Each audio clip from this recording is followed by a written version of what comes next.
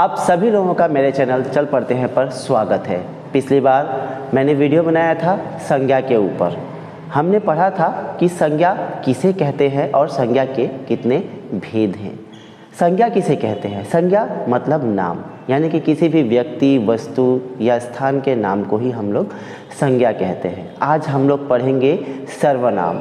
सर्वनाम किसे कहते हैं? सर्वनाम मतलब सबका नाम, यानी कि संज्ञा के स्थान पर व्यवहार होने वाले शब्द को ही हम लोग सर्वनाम कहते हैं। आइए हम लोग पढ़ते हैं परिभाषा क्या है सर्वनाम।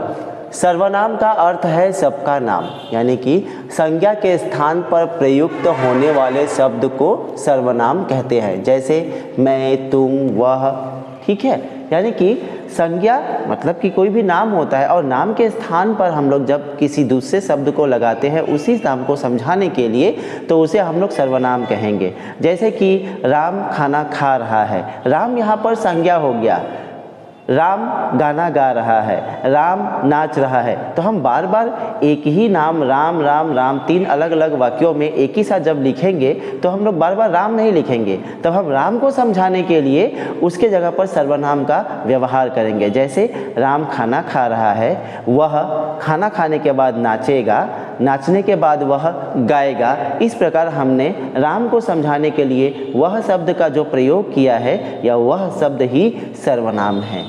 तो सर्वनाम जो है उसे कहते हैं जो संज्ञा के स्थान पर आता है और संज्ञा को ही समझाता है। संज्ञा का कितना भेद है उसे हम लोग जानते हैं। देखिए सर्वनाम के कितने भेद हैं। सर्वनाम के भेद हैं 6।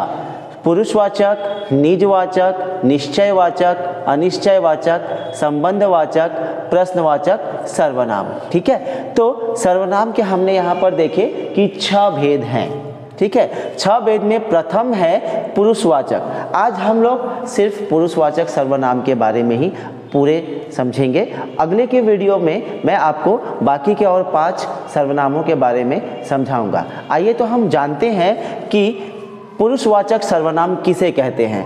पुरुषवाचक सर्वनाम, पुरुषवाचक सर्वनाम उसे कहते हैं जिससे कहने वाला, सुनने वाला और जिसके विषय में कहा जाए इसका विवेचक हो। जैसे मैं, तुम, वह। पुरुषवाचक सर्वनाम क्या कहता है? हम कभी भी किसी से भी अगर बात करते हैं या किसी के बारे में बात करते हैं तो उसमें कम से कम 3 लोगों की आवश्यकता होती है। जैसे कि हम यानी कि मैं आपसे बात कर रहा हूँ यानी कि आप, और हम सर्वनाम के बारे में बात कर रहे हैं, या फिर हम किसी और के बारे में जब बात करेंगे तो वह तीसरा पुरुष हो जाएगा। यानी कि पुरुषवाचक सर्वनाम में 3 भाग होते हैं। प्रथम पुरुषवाचक सर्वनाम, मध्यम पुरुषवाचक सर्वनाम और तीसरा हो गया अन्य पुरुषवाचक सर्वनाम। प्रथम पुरुषवाचक सर्वनाम में जिस सर्वनाम से स्वयं के बारे में कहने वाले का बोध हो उसे प्रथम पुरुषवाचक सर्वनाम कहा जाता है। जैसे मैं घर जाऊंगा, हम गुवाहाटी जाएंगे।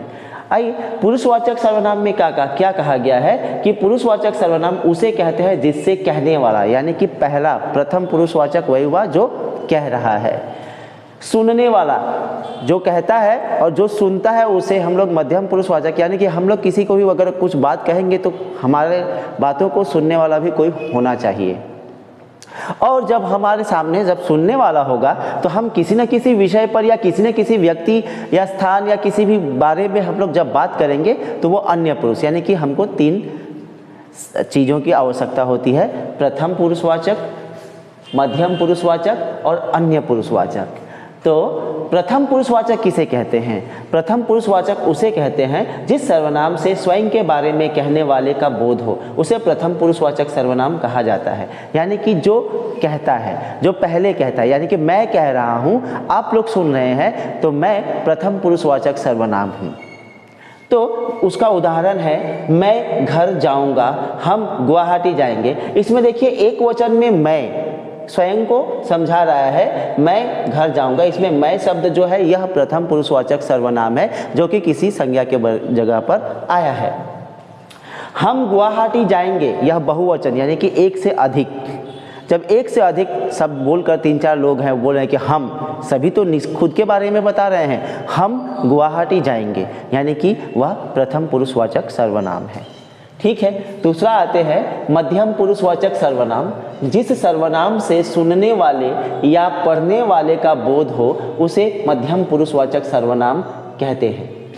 अब मध्यम पुरुषवाचक, जैसे कि मैंने कहा कि अगर मैं खुद के बारे में कह रहा हूँ या कि मैं कह रहा हूँ, आप सुन रहे हैं तो मैं प्रथम पुरुषवाचक सर्वनाम, और आप सुन रहे हैं तो आप द्वितीय पुरुषवाचक, यानी कि जो सुनता है वह मध्यम पुरुषवाचक सर्वनाम कहलाता है। वह सर्वनाम जिससे सुनने वाले या पढ़ने वाले, यानी कि जो सुन रहा है या जो पढ़ रहा है उसके बारे में समझाता है मध्यम पुरुषवाचक, यानी कि द्वितीय पुरुष। वह क्या है? तुम घर जाओ।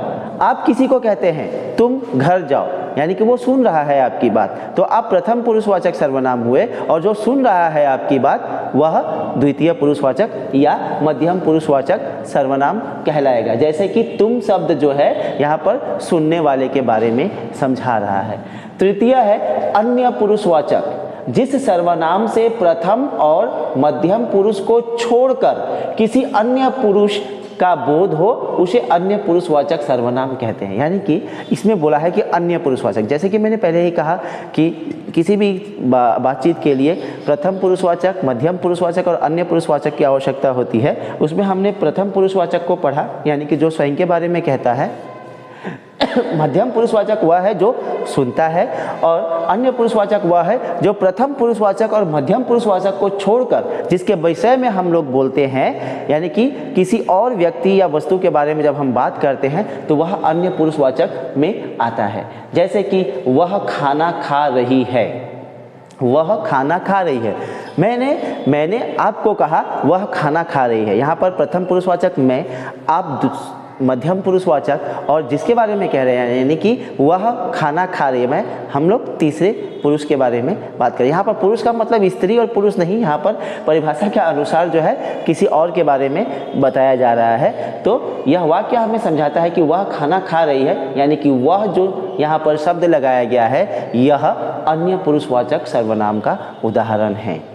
तो हम लोग देख लेंगे कि सर्वनाम में हमने क्या देखा कि सर्वनाम का अर्थ है सबका नाम संज्ञा के स्थान पर प्रयुक्त होने वाले शब्द को सर्वनाम कहते हैं। यानी कि संज्ञा, यानी किसी भी नाम, वस्तु, स्थान की जगह पर व्यवहार होने वाले शब्द को हम लोग सर्वनाम कहते हैं। सर्वनाम के 6 भेद हैं: पुरुषवाचक, निजवाचक, निश्चयवाचक, अनिश्चयवाचक, संबंधवाचक, प्रश्नवाचक। हमने आज पढ़ा पुरुषवाचक सर्वनाम, यानी कि वह जिससे कहने वाला, सुनने वाला और जिसके विषय में कहा जाए उसके बारे में हमने समझा। मैं, तुम, वह। यहाँ पर मैं जो है प्रथम पुरुषवाचक, तुम जो है मध्यम पुरुषवाचक और वह जो है अन्य पुरुषवाचक सर्वनाम समझाता है। तो इसमें जो है बाकी निजवाचक सर्वनाम, निश्चयवाचक, अनिश्चयवाचक, संबंधवाचक, प्रश्नवाचक सर्वनाम, उसके कुछ उदाहरण मैंने दिए हैं और इनके बारे में और भी अच्छी तरह मैं आप लोगों को मेरे अगले वीडियो में समझाऊंगा। तो आइए हम समझते हैं कि उदाहरण के तौर पे कि मैं, तुम, वह, हम, यह जो है पुरुषवाचक सर्वनाम के उदाहरण है। अपने आप, खुद, स्वयं, यानी कि निजवाचक, यानी कि जो स्वयं के बारे में समझाता है। मैं अपना काम अपने आप कर लूँगा, मैं खुद वहाँ पर जाऊँगा। स्वयं के बारे में समझाने वाले सर्वनाम शब्दों को हम लोग निजवाचक सर्वनाम कहेंगे। इसका उदाहरण है अपने आप, खुद, स्वयं।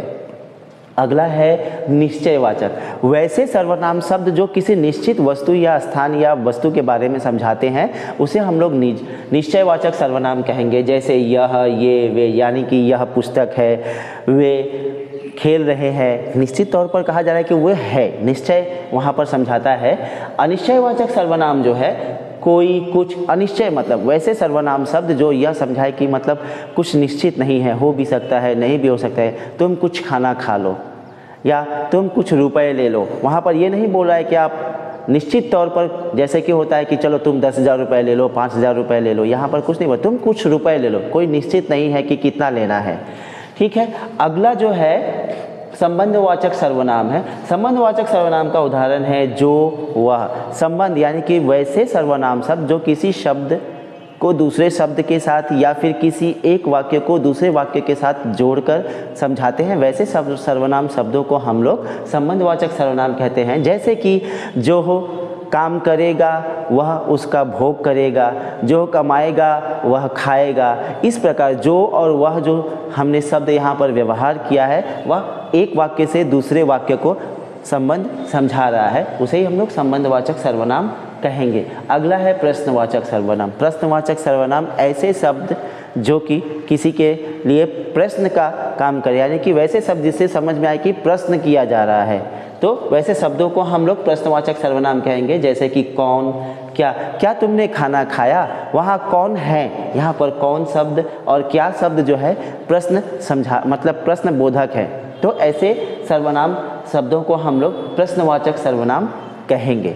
उम्मीद है कि मेरे आज के इस वीडियो से आप लोग सर्वनाम के बारे में और सर्वनाम के भेदों के बारे में समझ पाए होंगे। आज के वीडियो में मैंने सर्वनाम के प्रथम भेद पुरुषवाचक सर्वनाम के बारे में बताया, जिसमें कि उसके भी 3 भेद हैं, प्रथम पुरुषवाचक, मध्यम पुरुषवाचक और अन्य पुरुषवाचक। बाकी सर्वनाम के जो और 5 भेद है उसके बारे में मैं आपको अगले वीडियो में समझाऊंगा। आप मेरे इस वीडियो को शेयर करें, लाइक करें, मेरे चैनल को सब्सक्राइब करें ताकि आपको मेरे आने वाले प्रत्येक वीडियो मिल पाएँ। धन्यवाद।